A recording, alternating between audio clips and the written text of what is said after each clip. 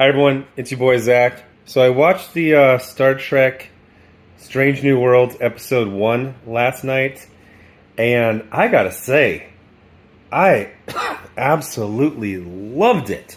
So I'd kind of fallen out. I think I stopped watching Discovery in the middle of season 3? Maybe the beginning of season 4? They're on like 5 right now, right? It's been like probably a year and a half, 2 years.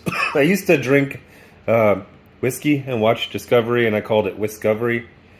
And once I stopped drinking whiskey, it just gets old. It's the same thing. Like every time you drink whiskey, it's the same thing. I had like a 6-month period where I'd watch Star Trek and drink whiskey. And then that ended like 2 years ago, and I kind of forgot about all of it. I watched Picard. Yeah, that was like almost 2 years ago now.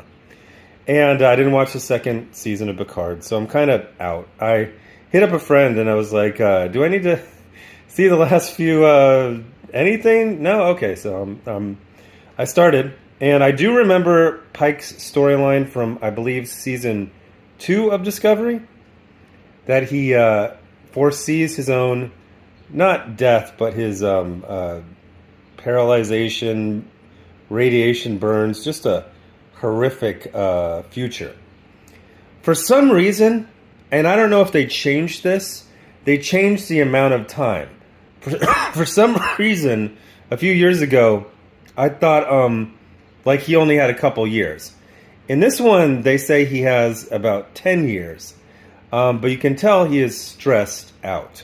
So right off the bat, I want to say that it's not really woke. And there was some really woke, annoying SJW shit. And that made me stop watching Picard and Discovery. And yes, I know it's only one episode, but it was pretty solid.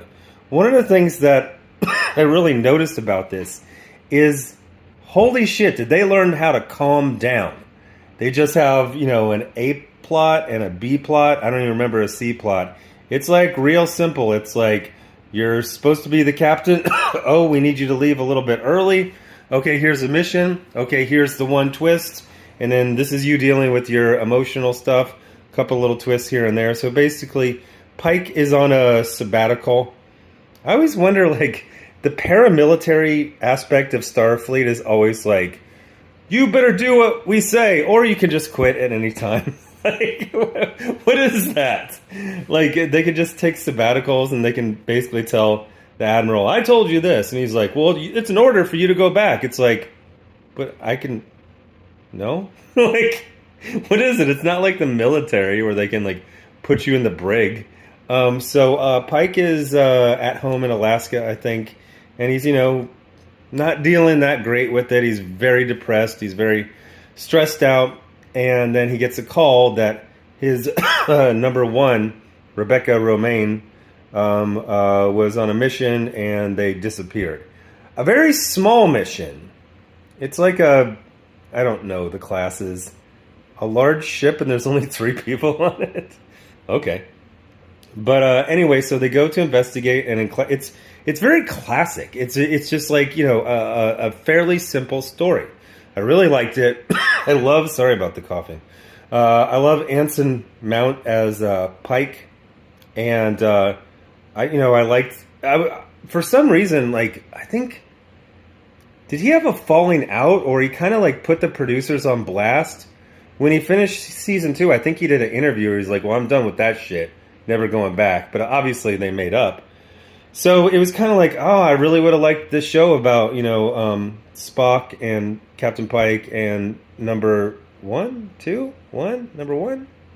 on the Enterprise. What, like, I thought it was 5 years before Kirk. I guess it's 10 years. So then it happened, and everyone's like, oh, it's going to be woke. It's going to be woke. Not really. And my antenna was all the way up, looking for any woke shit. I will say there are some things. One thing I said to myself is the men are all men, but the women are mutilated. By that I mean, like, Pike has a full range of emotions, as does Spock, ironically enough. And then you get to the women, and it's just, here's lesbian haircut, who's probably a lesbian. There's the Asian, there's the black one, there's the other one.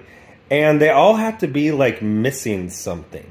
They're either, like barely speaking roles, or it's just like every Star Trek, show these days needs 1 or 10 lesbians in it. So there's the lesbian. Look at her haircut. She's a lesbian. Maybe not. The actress in real life was married to a man. But very simple.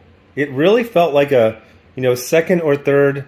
Now, obviously, they're starting the concept of the show, but there's this kind of groove that shows get into in like the second or third season, and it feels like it's already in that groove. We actually got to see 2 men and 1 woman rescue a woman. That wasn't allowed before. The women had to rescue themselves, and then they rescue a team of 2 women and 1 man. I know this sounds very math, but after watching a few seasons of whatever you call this version of Trek, you really just start to, I call it pushing human nature uphill. You have the very passive men who just want to stay at home, and all the women, they want to go out and explore, and in reality, it's the opposite. Women, instinctively are risk averse, and men are the explorers. And it's like, yeah, it's kind of fun to, flip it, but when you flip it every single time, it's just weird. So now I do want you to pay attention to something. And I call it the male-female apology matrix. Because you're going to see a man apologize for something pretty much every 5 minutes. I don't remember any female apologies, even to other women. There might have been 1 or so. They have a new character. Oh, what is her name? She's Noonien Singh. I think it's La'an Noonien Singh. I've got to say, I'm used to not very good acting in these shows. I'm used to that really over-the-top, Joss Whedon, Tilly style of acting. Even like, what was it, Stamets and Culber? I would not say either one of them was doing good acting. It's really like Melrose Place style acting. So they got this woman. I didn't check her name. Really good actress. So it looks like she's going to be, the mystery character. Obviously, Noonien Singh is, that has some history right there. But I was really impressed. They do some effects. They introduced Nurse Chapel, who at first I thought was maybe going to be, again, kind of a snarky Whedon character. But they gave her a little bit of depth. She has an interesting job. She's not in Starfleet. Her job is to,